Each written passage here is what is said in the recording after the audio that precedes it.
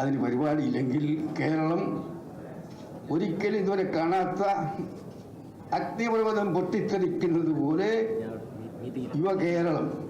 കേരള യുവത്വം വിദ്യാർത്ഥികൾ തെരുവിലിറങ്ങുന്നൊരു കാലം വിദൂരമല്ല എന്നാണ് എൻ്റെ വിശ്വാസം.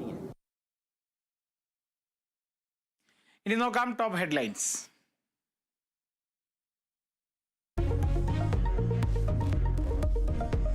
CPIM സംസ്ഥാന സമ്മേളനത്തിൽ അവതരിപ്പിച്ച പ്രവർത്തന റിപ്പോർട്ടിൽ മന്ത്രി സജി ചെറിയാനും EP ജയരാജനും കടുത്ത വിമർശനം.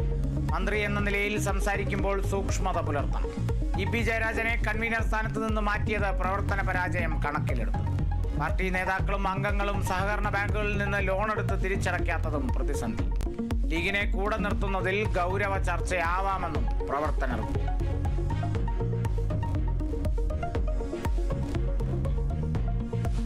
പാർട്ടിയിലെ പ്രായപരിധി നേരത്തെയുള്ളതെന്ന് മുതിർന്ന CPIM നേതാവ് S രാമചന്ദ്രൻ പിള്ള.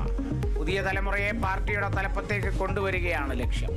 സാങ്കേതികമായി പ്രയാസമുള്ള വിഷയമല്ലെന്നും S Ramachandran Pillai Kerala vision news.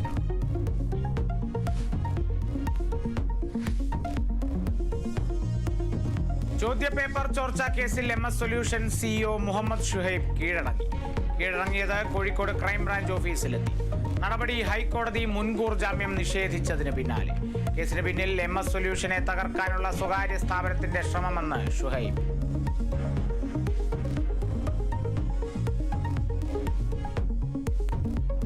താമരശ്ശേരിയിലെ ഷഹബാസിന്റെ കൊലപാതകത്തിൽ ആക്രമണം ആസൂത്രണം ചെയ്തവരിലേക്കും അന്വേഷണം. കൂടുതൽ പ്രതികളെ ഉൾപ്പെടുത്തുന്ന കാര്യം പരിശോധിക്കുക. മെറ്റാ വിവരം ലഭിച്ച ശേഷം. നഞ്ചക്കിന്റെ പേരിൽ മാത്രം പ്രധാന പ്രതിയുടെ പിതാവിനെ പ്രതി ചേർക്കാനാവില്ലെന്ന് പോലീസ്.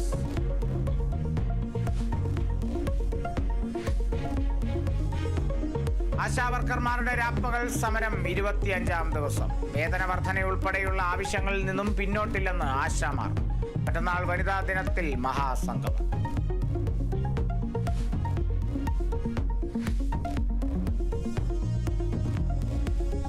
മലപ്പുറത്ത് കടുവയുടെ വ്യാജ വീഡിയോ പ്രചരിപ്പിച്ച പ്രതി അറസ്റ്റിൽ. കരുവാരക്കുണ്ട് സ്വദേശി ജെറിനെ അറസ്റ്റ് ചെയ്തത് വനം വകുപ്പിന്റെ പരാതിയിൽ. ആർത്തല എസ്റ്റേറ്റിന് സമീപം കടുവയെ കണ്ടെന്ന വീഡിയോ പ്രചരിപ്പിച്ചത് പഴയ ദൃശ്യങ്ങൾ എഡിറ്റ് ചെയ്തു.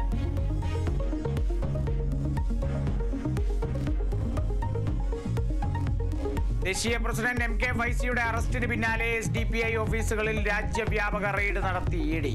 ഡൽഹിയിലെ ദേശീയ ആസ്ഥാനത്തും കേരളവും അടക്കം 12 സംസ്ഥാനങ്ങളിലും പരിശോധന നടത്തി.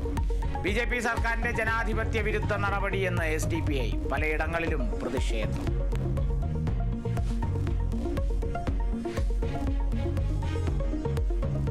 വിദേശകാര്യമന്ത്രി S ജയശങ്കറിന് നേരെ ലണ്ടനിൽ ആക്രമണ ശ്രമം. വാഹനത്തിന് നേരെ പാഞ്ഞെടുത്ത് ഖലിസ്ഥാൻ വിഘടനവാദികൾ. ആക്രമണശ്രമം തടഞ്ഞ് സുരക്ഷാ ഉദ്യോഗസ്ഥർ. വിഘടനവാദികളുടെയും തീവ്രവാദികളുടെയും പ്രകോപനപരമായ പ്രവർത്തനങ്ങളെ അപലപിക്കുന്നുവെന്ന് ഇന്ത്യ.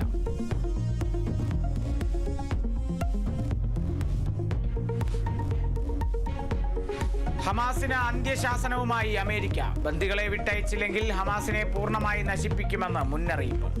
സഹകരിച്ചില്ലെങ്കിൽ ഇസ്രായേലിന് എല്ലാ സഹായങ്ങളും അമേരിക്ക നൽകും. ഗസയിൽ നിന്ന് ഹമാസ് പിന്മാറിയില്ലെങ്കിൽ ഒരാളും സുരക്ഷിതരല്ലെന്നും US. ഡൊണാൾഡ് ട്രംപിന്റെ പ്രതികരണം ഹമാസുമായി നേരിട്ട് ചർച്ച നടത്തിയതിന് പിന്നാലെ.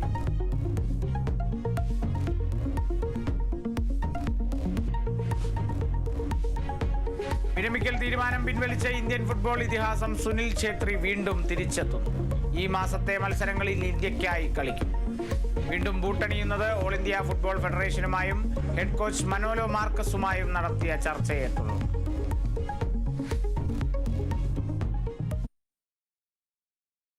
സ്വർണം വെള്ളി നിരക്കുകൾ. കവിത ഗോൾഡ് ആൻഡ് ഡയമണ്ട്സ് ഇന്നത്തെ സ്വർണം വെള്ളി നിരക്കുകൾ നിങ്ങൾക്കായി അവതരിപ്പിക്കുന്നത് Kavita Gold and Diamonds. Choose your